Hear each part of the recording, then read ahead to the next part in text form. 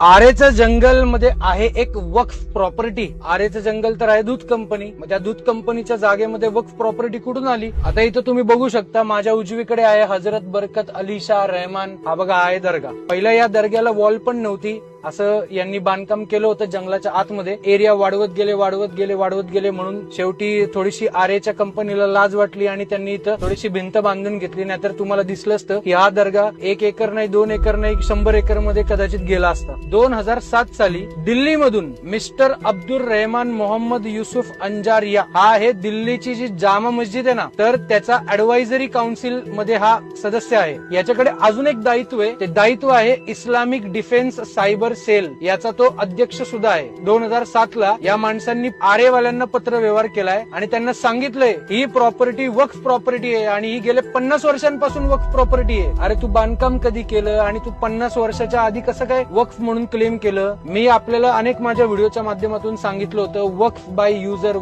User नावाचं एक कलम होतं जुन्या कायद्यामध्ये, ज्याच्यामध्ये वापरेल त्याची संपत्ती. एखाद्या ठिकाणी इस्लामिक माणसाने नमाज पडला किंवा कोणाची डेथ झाली किंवा इस्लामिक धर्म कार्य जर झालं तर ती प्रॉपर्टी लगेच वक्फ प्रॉपर्टी म्हणून क्लेम करण्यात येऊ शकते, जुना कायदा वापरून. पण याच्याच विरोधात केंद्र सरकारने 2025 साली वक्फ अमेंडमेंट ऍक्ट पास केला, ज्याच्या अंतर्गत असं जर कोणी गव्हर्नमेंटच्या प्रॉपर्ट्या जर वक्फ प्रॉपर्टी म्हणून क्लेम करत असेल तर त्या सगळ्या प्रॉपर्ट्या गव्हर्नमेंट परत स्वतःच्या ताब्यामध्ये घेऊ शकतं. केंद्र सरकारच्या माध्यमातून जे नवीन कायदा बनला, हे कलम आरेला अप्लाय होतं का? तर 100% अप्लाय होतं. का? कारण की आरे ही एक गव्हर्नमेंट कंपनी आहे आणि गव्हर्नमेंटच्या जागांमध्ये जर वक्फ प्रॉपर्ट्या होत असतील तर हे चालणार नाही. ही काही तुमची संपत्ती नाही. तुम्ही काही खोटे पुरावे दाखल कराल आणि म्हणाल ये सब हमारे अब्बा का है, तो ऐसा नहीं होगा बेटा, अब्बा का नहीं होगा, सब गवर्नमेंट के पास ही रहेगा.